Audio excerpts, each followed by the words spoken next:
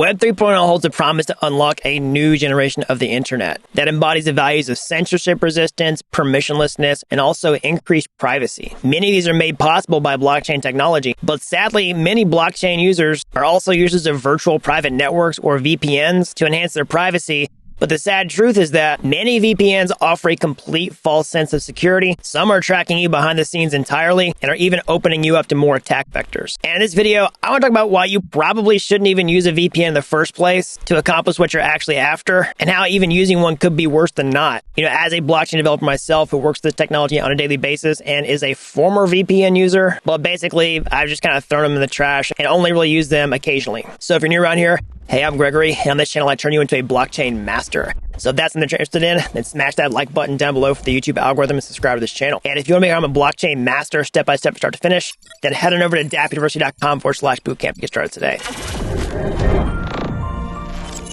So pretty much everywhere you look online, you see people promoting VPN services to enhance their privacy on the web. From YouTube videos to podcasts, the pitch usually goes something like this. You know, you're being tracked everywhere you go on the web, and the only way to truly stay anonymous is to use a VPN. And this rings true for a lot of people because they kind of get the idea that people are watching them. Like, why would you go visit a website and then to look at some shoes, and then you see those shoes everywhere you go when you're browsing Facebook or on Instagram or Twitter or YouTube? Well, the dark truth is many of these VPN promotions are simply just affiliate marketing campaigns that don't necessarily deliver on the promises they make. And if you simply Google the pros and cons of VPN use, you're usually going to find answers on the top-ranking Google search results from VPN companies themselves. Now, I'm not making this video to say VPNs are intrinsically bad. I'm not trying to throw any specific VPN companies or content creators under the bus. I won't name any specifically, but some are definitely better than others. And it's important for you to understand exactly how this works so that you can make the best use of them possible. All right, so let's start with the basics of just how a VPN works so that you can understand why this isn't necessarily giving you the benefit that you might be hoping for. So typically when you're browsing the web, you're watching this video on YouTube, and you're connected with either your phone or your computer, your device is connected directly to youtube.com.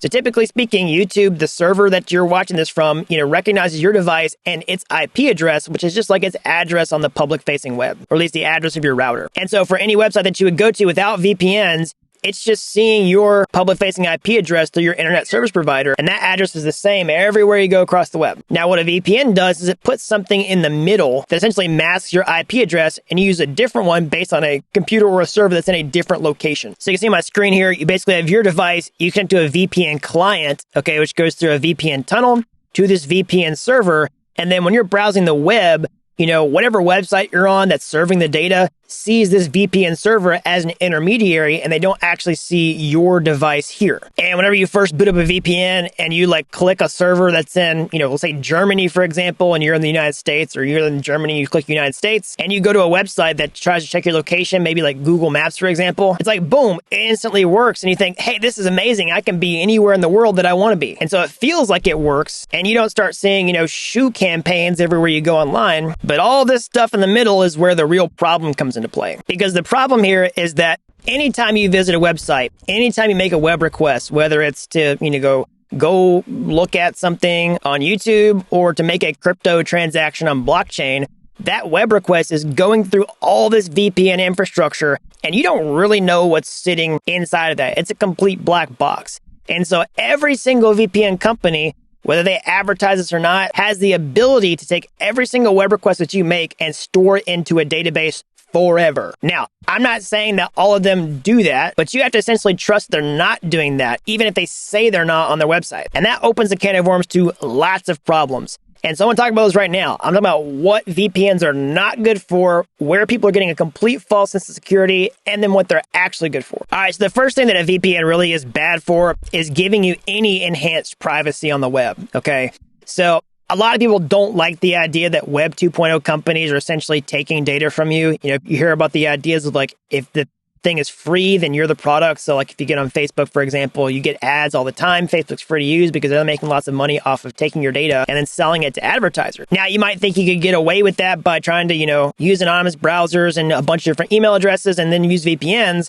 But the problem is if you're using a VPN, the VPN themselves is who can potentially own all your data. Yeah, sure, maybe Facebook, Google, and the other Web 2.0 giants won't necessarily own everything, but the VPN itself could get it all. And you have to completely trust they're not selling that data to advertisers. And now I'm going to drill down on really crypto and blockchain specific things, because a lot of people, again, who are using blockchain think they're going to be able to retain privacy and then use VPNs to stack on top of that.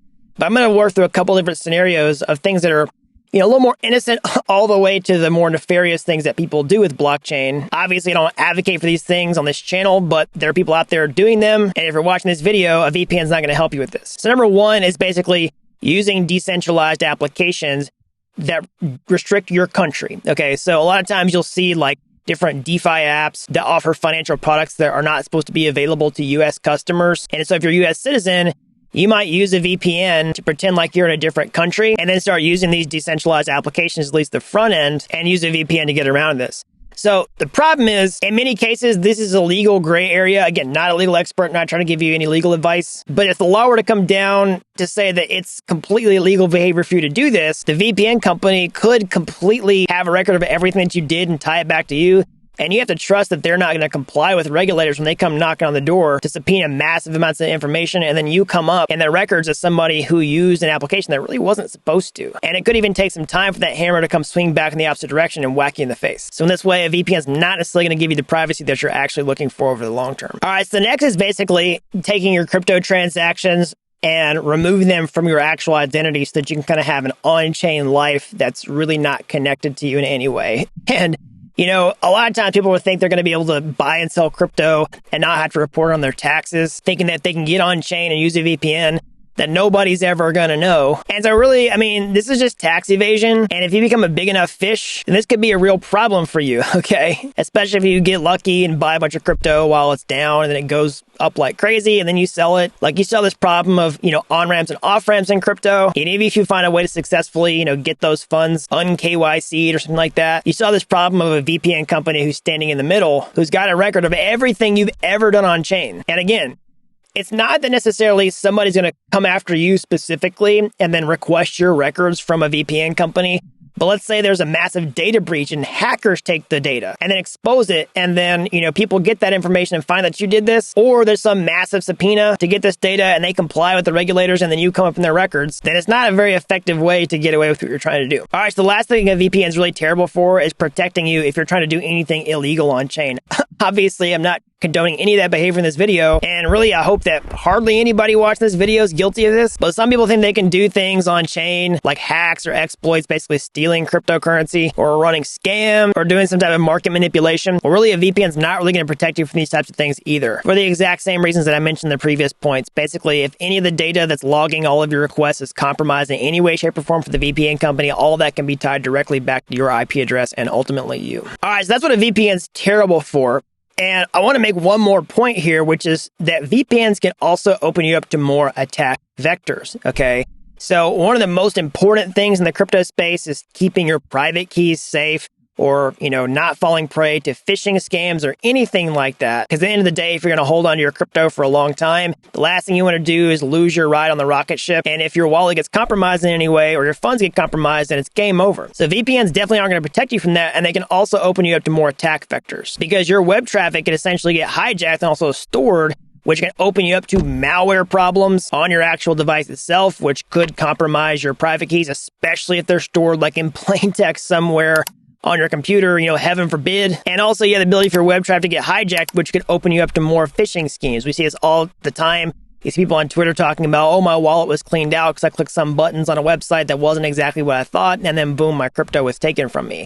And this opens you up to more attack vectors in that regard as well. All right, so those are some ways that VPNs are not going to help you in terms of privacy and could be a net negative for you completely. But let's talk about some positive benefits for it. Because in the day, they really just provide people with this false sense of security. They're not completely bad. They are a useful tool if you know how to use them. So what are they actually good for? Well, ultimately, not a whole lot. Again, I still use VPNs from time to time. And so what are they good for? Well, really, they're good for convincing a Web 2.0 website that you are currently in a different location from where you are now. If you're using that in a way that if you get caught, there's no real big problem on your hands. Okay, so some examples might be like, If you're trying to use like a coupon code that requires you to be in a different location, or you want to use it twice or something like that, and you don't want to appear to be on the same computer, you can use a VPN to help you with that. If you want to buy airline tickets that might give you a different rate based on your location, you can use it for that. If you need to use it for a map to convince it you're in a different location, or you want to watch Netflix in a location where your IP is restricted, then you can use a VPN for that. I mean, it's funny because Netflix obviously has the capability to know whether you're doing that or not.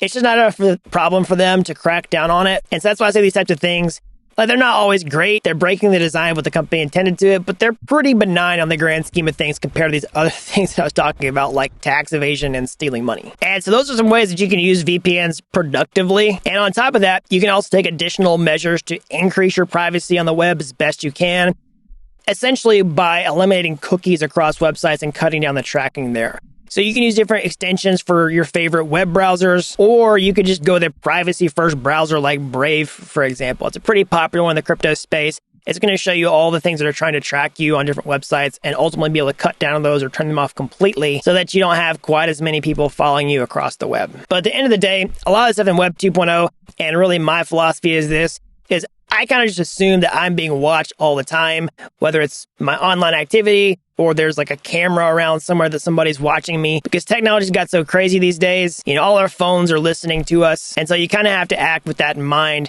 when you're planning your next steps. So I hope you like this video. You know, as always, smash that like button down below for the YouTube algorithm. Subscribe to this channel if you haven't already. Daily puts those videos out so more people learn about blockchain. And if you're as fascinated with this technology as I am, you want to get your hands dirty, how can you get started today? When you go to my YouTube homepage, you find my free courses there. They're like Udemy courses, but they're totally free.